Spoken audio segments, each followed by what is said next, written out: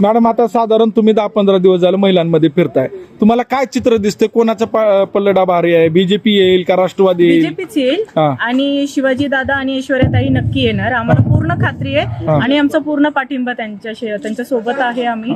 आणि कारण आम्हाला माहिती आहे, खात्री आहे की ते नक्की आम्हाला मदतीसाठी तत्पर राहतील आणि ज्या काही आमच्या समस्या आहेत त्यासाठी ते नेहमी आमच्यासाठी 24 hours अवेलेबल राहतील. अच्छा, मग उमेदवार आपले जे आहेत ते एज्युकेटेड आहेत का?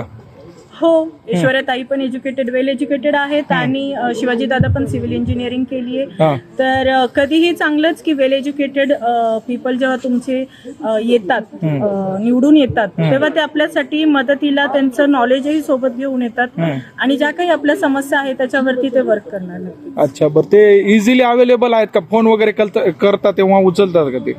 हो, अवेलेबल राहतात. भले त्यांना टाइम नसेल तर ते 1-2 दिवसाचा टाइम घेतील पण मदत करतात. करतात. हो.